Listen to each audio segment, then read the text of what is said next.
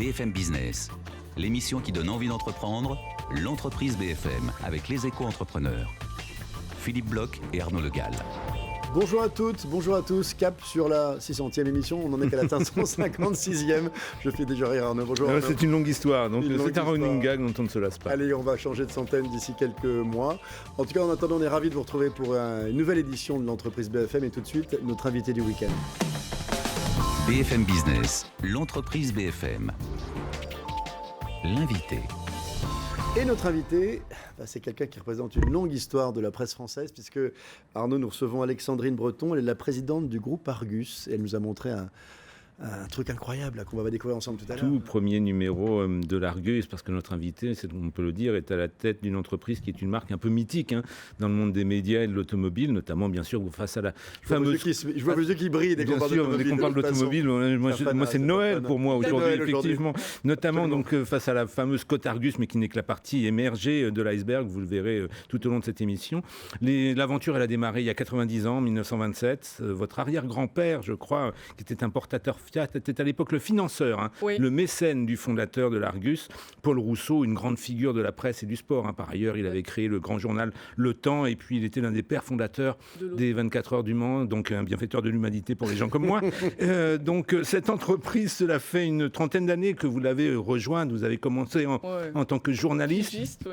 Pigiste, et puis ensuite journaliste très spécialisé. Vous êtes devenue présidente en 2001, à la suite d'un moment difficile, des périodes difficiles. En 18 mois, ma mère d'abord. On va y venir. Le décès, effectivement, à quelques mois d'intervalle de votre mère et de votre grand-père, Jacques Loss, qui était le développeur historique de l'Argus. Vous êtes aujourd'hui la seule femme à la tête d'un groupe de presse auto en France, si mes informations sont exactes, sans doute. Oui. Un cas d'école de gouvernance, donc, mais le plus important, c'est aussi le cas d'école en matière de stratégie, qu'est l'Argus, dans un secteur des médias où beaucoup souffrent, plutôt que de subir la baisse inexorable de la diffusion payée et de la vente d'espaces publicitaires qui sont les sources de revenus traditionnelles des médias, où vous vous êtes diversifié ô combien. L'Argus se positionne aujourd'hui en groupe multiservice. On va pouvoir entrer dans les détails avec Alexandrine. Sous ce claim, vous êtes partenaire privilégié de la distribution automobile. C'est ainsi que vous revendiquez votre positionnement. Vous allez nous détailler cela avec peut-être aussi un éclairage sur l'un de vos derniers cas d'école en date. C'est votre investissement il y a quelques mois dans une start-up autovisuelle qui est spécialisée sur le véhicule d'occasion, et je crois que c'est un bon indicateur de ce que vous voulez faire désormais de votre groupe. Merci Arnaud. D'habitude il est beaucoup plus court, mais là on sent la passion chez Arnaud. Il sait tout de vous. Il sait tout de vous. Comme celle-ci. Bonjour Alexandrine Breton. Bonjour. Alors 30 ans, ça veut dire en fait que vous avez toujours travaillé dans l'entreprise familiale? Non. J'ai fait de la télé d'abord. Ah oui, racontez-nous. Avec Antoine Decaune, que je connaissais. Et puis, combien de temps? Pour faire quoi? Pour être assistante de production. J'étais dans mes 20 ans, là, sur son émission Rapido de TF1. Vous êtes une enfant du rock aussi. Voilà, exactement. J'ai travaillé aussi chez Paris Match, dans le groupe Philippe Aki. Et dans la presse, dans les médias. Oui, dans les médias. Oui, puis j'avais fait tout un parcours avant dans le jeu télévisuel. Donc, qu'est-ce qui déclenche le passage vers l'entreprise? C'est qu'à un moment, ma mère m'a dit si tu as envie un jour de diriger l'entreprise, il va falloir que tu te rapatries. Donc, je me suis rapatriée. Pourquoi votre mère? Parce que c'était votre mère qui en avait la présidence? Elle était directrice générale à l'époque. Mon grand-père était encore vivant. Et donc, elle était en train de se dire il faut préparer la suite. Il y avait une envie de continuer cette histoire d'aventure familiale? Oui. De sa part et de la vôtre? Je suis pas sûre qu'elle me voyait tout à fait là où je suis aujourd'hui. Mais oui, il y avait une envie, on est deux filles, et il y en avait une qui avait envie de faire un truc, et moi j'étais plutôt du côté des voitures, et ce depuis toute petite. Je crois que vos premières piges c'était entre autres sur le sport auto. Oui, j'ai longtemps écrit. L'auto sur la Formule 1, longtemps sur le sport auto. Voilà. Alors par quoi commence la jeune Alexandrine Breton quand elle rentre dans le groupe? Heureusement, j'avais une mère qui était sérieuse et qui m'a fait faire tout. Voilà, je suis passée par tous les services. Vous avez fait votre apprentissage. Voilà, exactement. Des abonnements, la publicité, à la rédac. Et à l'époque, c'était qu'un journal quand même. Voilà, il y a eu 3 dates pour moi, super importantes, enfin très importantes. Mon grand-père a choisi en 85 le Minitel, presque une expérience comme ça, voilà. Et ensuite, ça nous a sorti de la presse. Et ma mère, en 96, a dit, mon Dieu, ce truc, ça va peut-être s'arrêter un jour. Ce truc, c'est-à-dire le Minitel, ça va s'arrêter. Internet était déjà en 96. Voilà, et donc, il faut aller sur Internet. Donc, elle a choisi Internet jusqu'à son décès en 2000. Et moi, j'ai choisi de diversifier l'entreprise. Donc, chacun a eu sa période. 3 grandes ruptures importantes. Ouais. C'était très pionnier. Il faut juste mesurer ça, parce qu'effectivement, Internet était déjà là, mais en France, en 96, les premiers fournisseurs d'accès à Internet en France, c'est 94. Absolument. Donc, le groupe y est allé très tôt, avec une dimension justement d'information-service qui s'avère aujourd'hui quelque chose de déterminant. C'était très difficile à l'époque même de trouver une banque qui acceptait de faire des achats. On vendait la cote, et la cote valait peut-être 10 francs à l'époque, et c'était très compliqué de faire des petits achats. Bon, voilà, on était les pionniers, enfin on n'était pas les seuls, mais on était... Alors quels ont été en fait les grands sauts stratégiques? Qu'est-ce que ça a permis, ces différentes technologies? Parce que vous évoquez Minitel, puis Internet, puis aujourd'hui l'extension de vos produits, mais à chaque étape, ça a correspondu à quoi par rapport aux produits du groupe? On s'est rajouté, je pense, d'abord des métiers, et puis une ouverture sur d'autres formes de distribution de l'information. Prenons des exemples. Quand vous êtes sur le Minitel et que vous faites votre chiffre d'affaires, une partie significative de votre chiffre d'affaires sur le Minitel, que vous vendez des journaux, vous vous dites l'avenir, il va être différent quand même. Voilà, le journal, c'est plus l'unique façon de parler à nos clients. Voilà. Donc ça nous met dans une modernité et dans de la technique qu'on ne maîtrisait pas. À quel moment également c'est affiné, en fin de compte, ce discours de marque aujourd'hui qui est on est au service des professionnels de la distribution automobile, ce qui est quand même un choix structurant? Elle s'est affinée au fil de notre existence. Quand l'Argus commence, elle défend plutôt les particuliers. C'est pour ça que cette question. Montre-le, ce jour de 1927, justement. Dans un marché naissant. Ça, c'est le début de l'aventure. Ça, c'est l'aventure. Voilà, ça fait 4 pages. Septembre 27. Septembre, 15 septembre 1927. C'est un facsimilé qui est tout jauni comme le vrai. Oui, il est bien. Voilà, vous voyez notre but, voir circuler en France 2 millions d'automobiles. Aujourd'hui, on est aux alentours de 38, je crois, ou 39. Donc on a fait du chemin. On parle déjà de la fin du pétrole, donc c'est assez rigolo. En 1927, premier numéro. Je pense que ça s'est affiné de la constatation de où est fait notre chiffre d'affaires, quand même, par qui sont nos clients. Nos clients sont en majorité, pour 90%, les professionnels de l'automobile. Le reste, c'est le grand public. On a toujours voulu une seule chose, c'est être au centre de cette transaction automobile, être une espèce de acteur neutre qui permet la transaction et le partage de l'information, la même information entre les pros et les particuliers. Toujours avec la même proportion, 90-10, elle a été maintenue? Non, je ne pense pas. Je suis incapable de vous dire avant, voyez, mais je pense que ça s'est accentué du côté des pros. Les pros, c'est leur outil de travail. Et donc, je pense qu'on a beaucoup travaillé autour de comment on nous utilise. On nous utilise pour travailler toute la journée, et donc on a complété la gamme des produits. Par quel type de service, alors, justement? Qu'est-ce que c'est aujourd'hui, le groupe Argus? Alors, le groupe Argus, aujourd'hui, c'est 7% la presse. Donc, vous voyez, comparé à nos petits copains qui faisaient que de la presse, on a complètement viré de bord. Donc, c'est la presse, des logiciels à destination des professionnels de l'automobile. Ils leur permettent de faire quoi? Qui leur permet d'administrer et de gérer leurs véhicules d'occasion et leurs véhicules neufs. D'accord. Des sites internet. Et la gestion d'un parc comme celui-ci, pour ceux qui sont les professionnels de la distribution, c'est d'une grande complexité. C'est beaucoup de... Les enjeux financiers sont énormes en plus. Et d'abord énormes, c'est beaucoup de paperasse, c'est beaucoup de choses. Donc vos logiciels simplifient la vie? Oui, le slogan du premier logiciel qu'on a acheté en 2001, c'était « Gagner 1 heure par dossier véhicule d'occasion dans la concession ». Voilà. Donc la valeur d'usage, pour ceux qui sont des professionnels, elle va très vite. Donc des logiciels. Toute une partie acquisition, c'est-à-dire c'est une partie qui aide les professionnels de l'automobile à amener chez eux des clients particuliers. D'accord. Donc, des sites internet de la concession. Que vous fabriquez pour eux? Vous fabriquez des sites internet pour les concessionnaires? On fabrique ça, on leur vend des mots-clés, on leur vend de l'emailing. Vous êtes du conseil numérique, finalement, on a une régie de la relation client, en fin de compte. Voilà, la relation client de l'outil à la réflexion plus stratégique. On dit, on propose un panel d'outils pour emmener... Et là, c'est en marque blanche. Le consommateur ne sait pas cela. Il ne sait pas. Non, c'est juste... Le concessionnaire fait appel à vos services pour cela. Voilà, on essaye de donner aux professionnels le maximum d'outils pour que les particuliers viennent dans la concession. Et aujourd'hui, ça représente quel volume du chiffre d'affaires? Parce que je crois que le groupe, c'est environ 40 millions d'euros. Oui, 40 millions d'euros de chiffre d'affaires. L'année passée. Globalement, c'est le média, en fin de compte. La cote et le logiciel font à peu près chacun 35% du chiffre d'affaires. Et ensuite, 70%.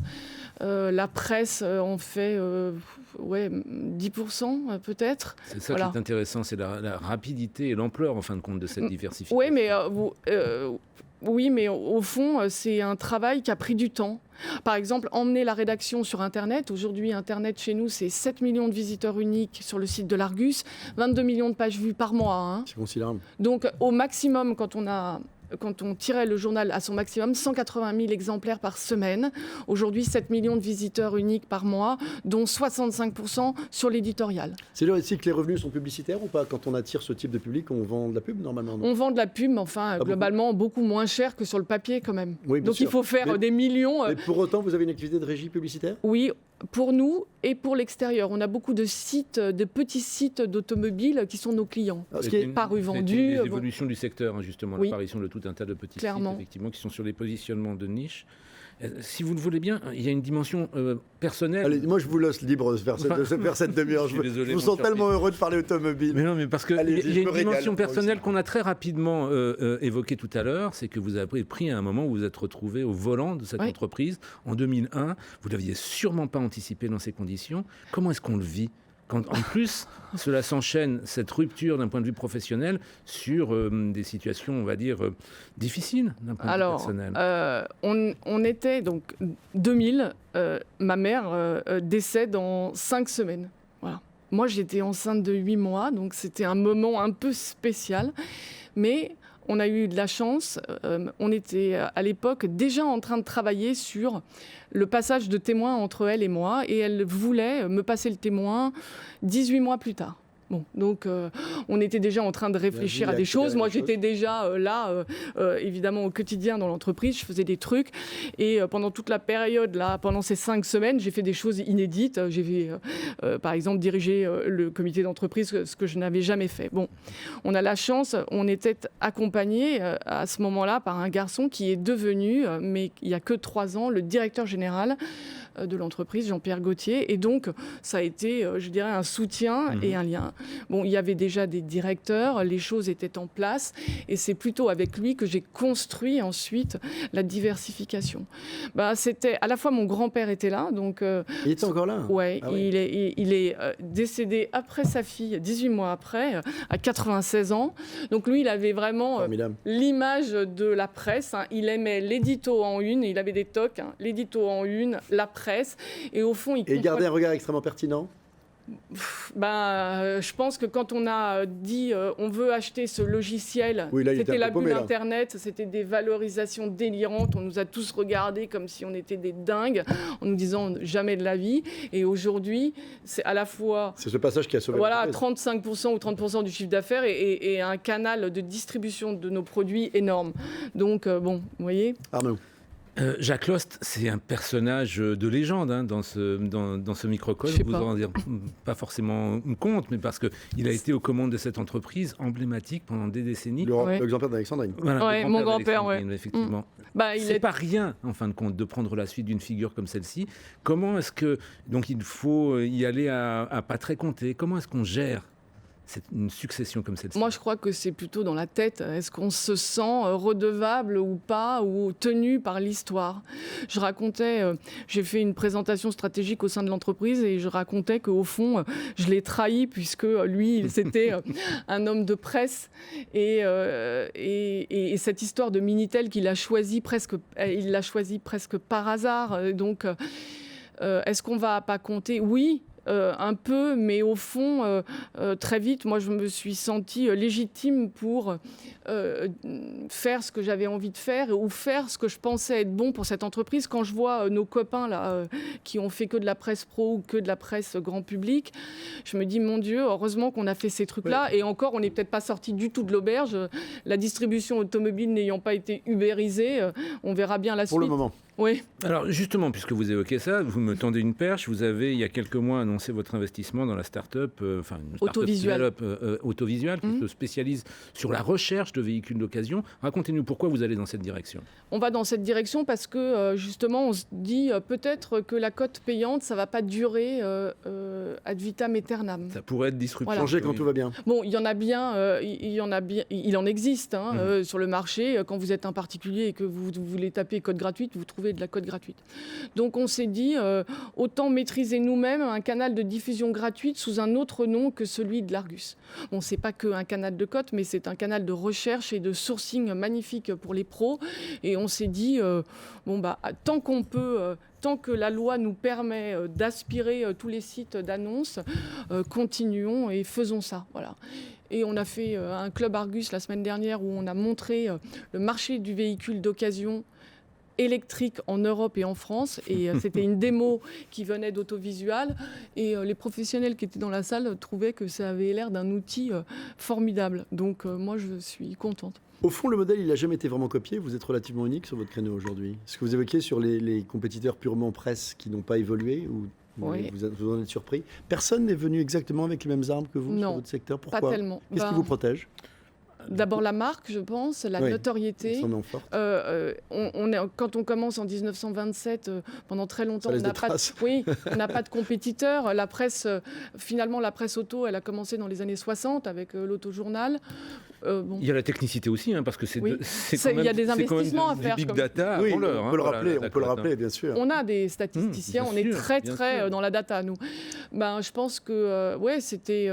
Ils se sont plus mis sur un créneau de consommation, les autres, faire des essais, Auto Plus ou d'autres. Alors, qu'est-ce qui reste à faire maintenant par rapport à l'ensemble de ce que vous voyez sur l'évolution du marché, de la digitalisation du marché, l'ubérisation que vous évoquiez, qui ne s'est pas encore passée sur le marché de la concession automobile Alors, il reste... Quelles sont vos préoccupations des années à venir pour pouvoir laisser ça à votre fille ? L'international. Est-ce qu'il y aura une fille peut-être derrière ? Il y aura une jeune... Non, moi, j'ai un fils et une fille et... je sais pas... Vous n'avez pas la même envie de laisser votre entreprise ? Je sais pas, je trouve que c'est compliqué quand même. Je suis obligé de vous poser la question. Oui, vous avez raison. 2017, vous avez raison. D'abord, ils sont trop jeunes pour l'instant, mais... donc. Oui, mais je crois que c'est compliqué, c'est très compliqué. De la patience en la matière. De toute façon, si les choses doivent se faire, il faudra que ça vienne d'eux. Voilà. Oui, sans doute, ça c'est sûr. Alors, dans les 10 ans qui viennent, les challenges de l'Argus. Les 10 ans, c'est l'international. Oui. On a quand même d'abord la distribution automobile se condense. On a de moins en moins d'acteurs. Des grands groupes. Voilà, des énormes groupes. Bien sûr. Des groupes évidemment qui débordent des frontières françaises. Donc il faut être capable de répondre, de les accompagner. Il y a des modèles Argus en Europe ou pas, identiques Il y a des choses, oui, plutôt dans le sud qui nous ressemblent. Quattro Rotte en Italie. Vous n'avez pas fait de croissance externe, à part la start-up que vous évoquiez ? Ah si, on a acheté plein de trucs. On n'a pas beaucoup. À partir de 2000, on n'a fait que ça. Pour les activités de service, la diversification s'est fait. Toute la diversification s'est faite par croissance. Mais les modèles identiques en Europe éventuellement à racheter, c'est une stratégie possible ? Est-ce qu'ils existent ? Est-ce qu'ils sont éventuellement atteignables ? D'abord, est-ce qu'ils sont atteignables ? Peut-être. On n'a pas pensé à ça. On a pensé plutôt à se compléter dans la marguerite de nos métiers, vous voyez. Pour aller à l'international, justement. L'international, c'est plutôt notre capacité à écrire des logiciels qui sont traduisibles, ça serait mieux, dans toutes les langues, d'être capable de faire des référentiels automobiles dans d'autres pays. Voilà. Donc, et de suivre nos clients. Donc là, on a des gros clients, des constructeurs, pour ne pas les nommer, qui nous demandent de faire des choses spécifiques en Allemagne. Mercredi, je suis en Algérie parce que j'ouvre, après avoir ouvert le Maroc, j'ouvre la filiale en Algérie de l'Argus, même si c'est un marché très compliqué. Purement numérique pour le coup, ou bien papier également? Non, purement numérique. Que numérique, avec un partenaire papier. D'abord en Algérie, vous ne pouvez pas y aller seul. Bien sûr. Voilà. Et nous répondons à beaucoup de nos clients en Côte d'Ivoire. Toute l'entrée de véhicules en Afrique, on travaille avec les douanes. Bon, voilà. Donc l'avenir, c'est évidemment l'étranger, c'est d'être capable de continuer à répondre et de se dire, tout le monde dit la distribution automobile va changer, et d'être capable de répondre à ça en préservant cette place de leader. Nul doute que vous allez y arriver. 90 ans après la naissance de l'Argus, nous recevions, et c'est un vrai bonheur partagé, même si Arnaud prend encore plus de plaisir que moi, fanat de la voiture comme il est. En tout cas, moi, je suis ravi d'avoir mieux compris l'histoire de cette belle aventure qu'est le groupe Argus que vous représentez, Alexandrine Breton. On reste ensemble et tout de suite, la niaque de la semaine. BFM Business, l'entreprise BFM. La niaque de la semaine. Et la niaque de la semaine, Arnaud, c'est l'entreprise Tile et son fondateur, Philippe Aït-Yahya. Effectivement, notre entrepreneur agnac de la semaine, il est à la tête d'une des pépites qui travaille sur cette révolution dont on ne cesse de parler, qu'est l'intelligence artificielle. C'est votre domaine d'excellence. Synomia, la société dont il est cofondateur, est l'éditeur donc de Tile, qui se revendique comme une plateforme d'aide à la décision. Il va pouvoir nous détailler effectivement la palette de services que cela recouvre. Je signale juste que notre invité est aussi un serial entrepreneur, puisqu'avant Synomia, en 2000, il avait cofondé l'opérateur télécom Omnicom. Je crois que vous faisiez partie effectivement de cette aventure. Mais maintenant, donc, ce sont les ambitions de Tile qui vous occupent et on va pouvoir les découvrir maintenant. Merci Arnaud. Bonjour Philippe Aït-Yahya. Bonjour. Alors à qui ça s'adresse aujourd'hui l'intelligence artificielle? On en parle toujours. On dit que l'Europe a à peu près du retard par rapport aux États-Unis et l'Asie. Est-ce que vous êtes là pour compenser ce retard et comment allez-vous vous y prendre? Alors ce qu'on se dit aujourd'hui surtout, c'est qu'on est frappé de voir dans le quotidien de ceux que nous sommes à la maison, nous utilisons un nombre d'applis extrêmement performantes qui nous permettent de prendre des décisions très vite pour notre quotidien.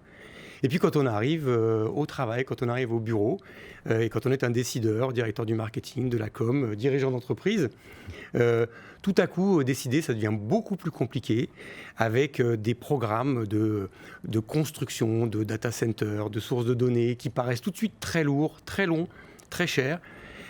Et ce qu'on s'est dit, nous, c'est qu'il y avait sans doute moyen de prendre une place dans cet univers, donc dans l'univers des entreprises, donc des décideurs en entreprise. Petite, grosse, moyenne, grande ou... Petite, moyenne, grande, d'accord. Absolument.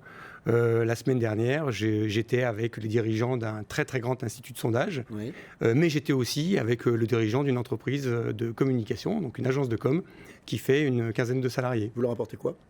Alors, on leur apporte le moyen de prendre des décisions très vite.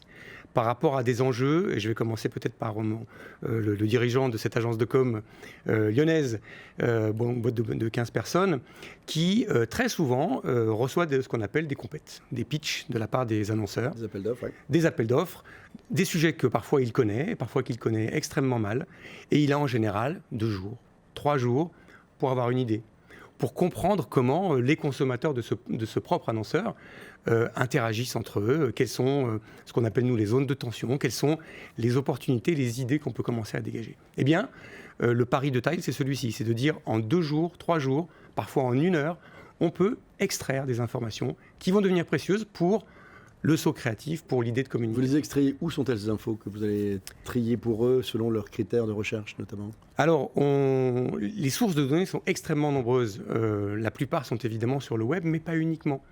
Il est frappant de constater, par exemple, que, vous l'évoquiez, je crois, tout à l'heure, mais les entreprises elles-mêmes regorgent d'un très grand nombre de données dans les CRM, lorsqu'elles s'intéressent à leurs clients et leur satisfaction.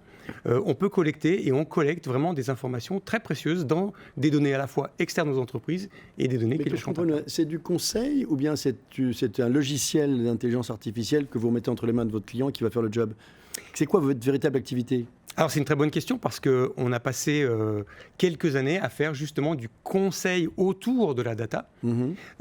Et puis nos clients, que ce soit donc des agences, des entreprises, nous ont dit progressivement au cours des 2 années qui se sont écoulées, j'adore ce que vous faites, rendez-moi autonome. Donnez-moi un outil.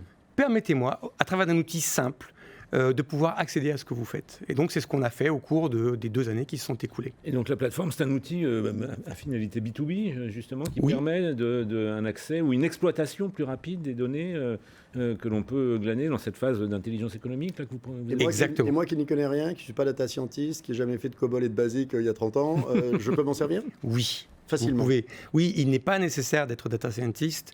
Il est nécessaire et il est important de simplement pouvoir se retrouver dans des données qui sont principalement mises sous forme de data visualisation. C'est-à-dire que, je vais vous donner un exemple simple. Je suis le responsable marketing d'une entreprise.